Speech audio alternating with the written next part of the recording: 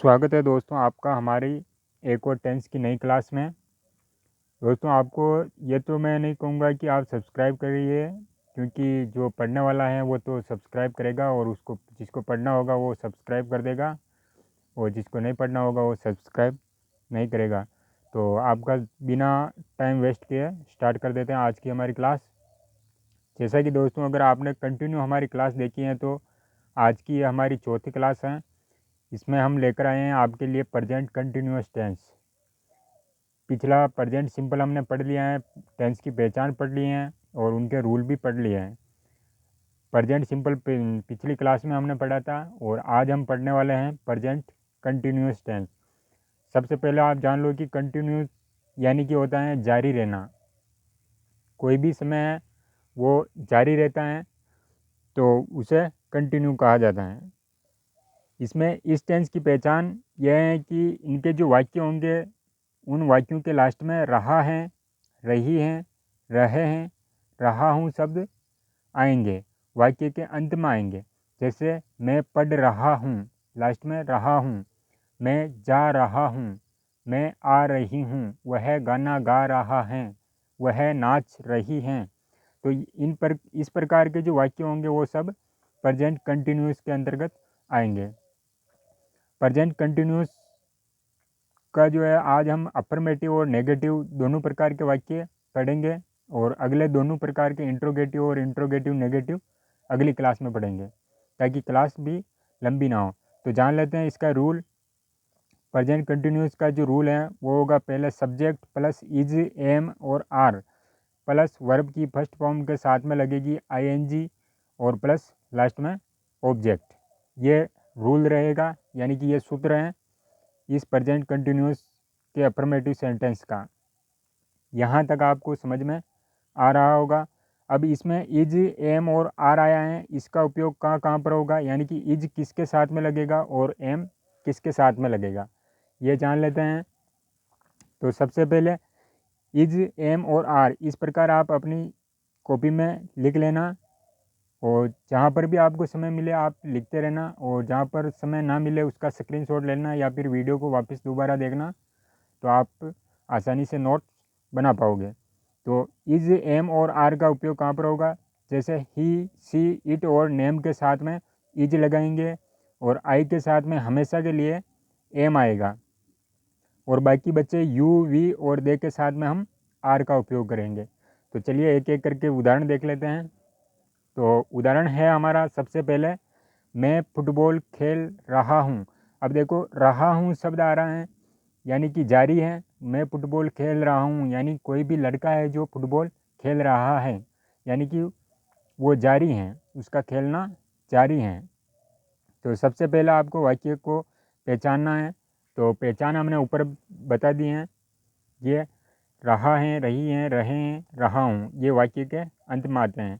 और अब हम इस सूत्र का उपयोग करके इस वाक्य को बनाते हैं। तो सबसे पहले क्या आ रहा है, सब्जेक्ट आ रहा है। तो वाक्य में सब्जेक्ट कौन है, मैं सब्जेक्ट, मैं फुटबॉल खेल रहा हूँ, तो इसमें सब्जेक्ट कौन हुआ, मैं, यानी कि इसको कर्ता भी बोलते हैं। तो मैं को इंग्लिश में कहते हैं आई। और हमने यहाँ पर पढ़ा है कि आई के साथ में एम आएगा, तो आई ए एम, आई एम हो गया।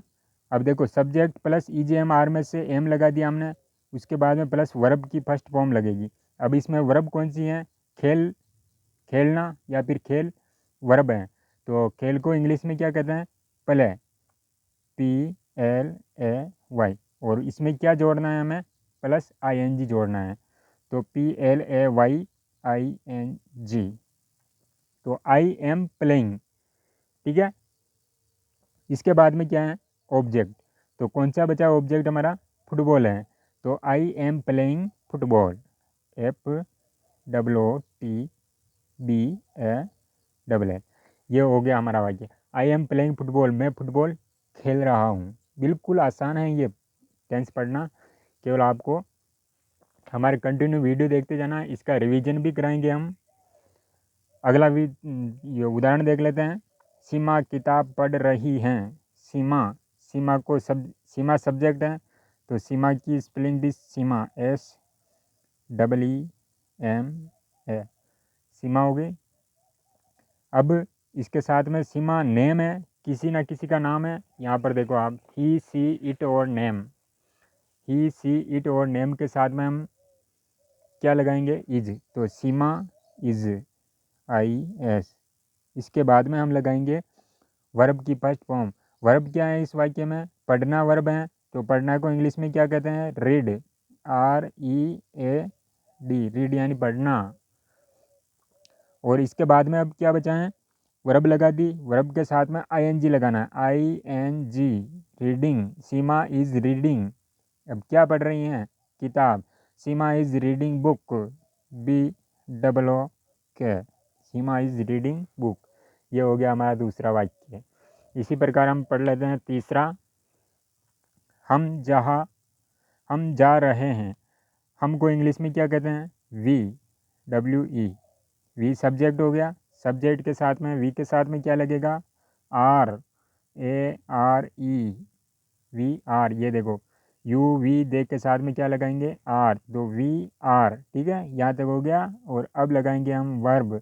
वर्ब क्या है, जाना, ठीक है, तो VRGO, को यानी जाना। और इसके साथ में हम लगाएंगे ING, वी आर गोइंग। अगर यहाँ पर होता हम जयपुर जा रहे हैं तो we are going to Jaipur, ठीक है, आसानी से वाक्य बन जाता, we are going to Jaipur. लेकिन इस वाक्य में हम जा रहे हैं तो वी आर गोइंग यानी कि हम जा रहे हैं, ठीक है। अब इसमें ऑब्जेक्ट नहीं है तो हमने भी ऑब्जेक्ट नहीं लगाया। अगला वाक्य देख लेते हैं, तुम बाजार जा रहे हो शब्द आ रहा है। और यू को इंग्लिश में क्या कहते हैं, पहले हम सब्जेक्ट लिखेंगे, YOU, सब्जेक्ट हो गया। और यू के साथ में, यहाँ पर हमने पढ़ा है यू के साथ में क्या आएगा, यू के साथ में आर आएगा, URARE, ठीक है। अब लगाएंगे हम वर्ब की फर्स्ट फॉर्म। वर्ब इसमें भी गो है, तो GO, गो यानी जाना, वर्ब है ना। इसके साथ में हम लगाएंगे ING, वी आर गोइंग, ठीक है। तुम बाजार जा रहे हो, you are going market, MARKET, ठीक है। You are going to market, कहीं पर जा रहे हैं तो हम टू का उपयोग करते हैं, तो यहाँ पर टू लगा देना, we are going to market, हम बाजार जा रहे हैं। ये वाक्य बन गया। पांचवा वाक्य देख लेते हैं, मैं सेब खा रहा हूँ। इसमें कर्ता कौन सा है, मैं, और मैं को इंग्लिश में आई बोलते हैं, आई। सब्जेक्ट हो गया। सब्जेक्ट के साथ में, आई के साथ में हमेशा एम का उपयोग होगा, IM। और इसमें वर्ब कौन सी है, सब्जेक्ट हो गया, हेल्पिंग वर्ब लगा दी हमने। अब वर्ब लगानी है, वर्ब की फर्स्ट फॉर्म लगानी है। तो वर्ब क्या है, खाना है, IM इट, EAT। इट में क्या लगाना है, ING, IM ईटिंग। अब क्या खा रहा है, सेब, तो IM eating Apple, APPLE, IM eating Apple. ये हो गया हमारा प्रेजेंट कंटिन्यूस टेंस के अफर्मेटिव के वाक्य, ठीक है। आपको समझ में ना आए तो हमें कमेंट बॉक्स में कमेंट जरूर कर देना। अब फटाफट हम दूसरा पढ़ लेते हैं, क्योंकि उसमें कुछ नहीं है, सब्जेक्ट के साथ में EGMR तो उसमें भी आएगा, प्लस वर्ब नोट लग जाएगा केवल, और नेगेटिव वाक्य हो जाएंगे। तो हम देख लेते हैं यहाँ पर, हमारा चैनल है धाकड़ पब्लिक स्कूल, अगर सब्सक्राइब करना चाहो तो इसे सब्सक्राइब कर देना। नेगेटिव सेंटेंस हम फटाफट से पढ़ लेते हैं। नेगेटिव का मतलब होता है नकारात्मक वाक्य, यानी कि जिन वाक्यों में नहीं शब्द का उपयोग होगा वो नकारात्मक वाक्य होंगे, ठीक है। इसका रूल है subject plus is am are plus not. अब उसमें हमने पढ़ा था subject plus is am are plus verb की फर्स्ट फॉर्म ING और ऑब्जेक्ट, उसमें पढ़ा था। इसमें केवल नॉट का उपयोग करेंगे, बाकी सेम वैसे का वैसे ही रहेगा। Is, he see it name के साथ में इज का उपयोग करेंगे, आई के साथ में एम का, और वी यू और दे के साथ में हम आर का उपयोग करेंगे। फटाफट से हम ये देख लेते हैं ताकि वीडियो भी लंबा ना हो। मैं फुटबॉल नहीं खेल रहा हूँ, उसमें क्या था, मैं फुटबॉल खेल रहा हूँ, और इसमें केवल नहीं शब्द जुड़ा है। तो सबसे पहले हम सूत्र के अनुसार बना लेते हैं। आई को इंग्लिश में क्या कहते हैं? मैं को इंग्लिश में आई बोलते हैं। आई के साथ में हमेशा एम का उपयोग होगा, आई एम। ठीक है। अब वर्ब कौन सी है? खेलना। और आई एम के साथ में नॉट लगाएं, आई एम नॉट। खेलना वर्ब है तो PLAYING, I am not playing football, FOOTBALL। बिल्कुल आसान है। वाक्य बन गया हमारा, I am not playing football, मैं फुटबॉल नहीं खेल रहा हूँ। अगला वाक्य, सीमा किताब नहीं पढ़ रही है, और उसमें था सीमा किताब पढ़ रही है। तो सीमा का ऐसे सीमा, SEEMA, सीमा। ठीक है। और नेम के साथ में हम इज का उपयोग करेंगे, सीमा इज। यहाँ पर केवल नोट लगाना है, इसके बाद में वर्ब लगानी है, रीड, READ, ING। रीड के साथ में ING लगाएंगे। Seema is not reading book, book भी लगा सकते हैं और केवल बुक भी लगा सकते हैं, रूल के अनुसार चल रहे हैं। और अगला है, हम नहीं जा रहे हैं। हमको इंग्लिश में क्या कहते हैं? वी के साथ में हम उपयोग करेंगे वी आर नॉट। जाना को इंग्लिश में क्या कहते हैं? We are not going, GOING। ठीक है। ये वाक्य हो गया। तुम बाजार नहीं जा रहे हो। तुम सब्जेक्ट है, सब्जेक्ट को यहाँ पर YOU, सब्जेक्ट के यू के साथ में हम आर का उपयोग करेंगे, ARE। ठीक है। You are not, NOT, not. जाना वर्ब है तो गो में ING जोड़ेंगे। गोइंग टू, कहीं पर जा रहे हैं तो टू का उपयोग कर रहे हैं हम, टू मार्केट, MARKET।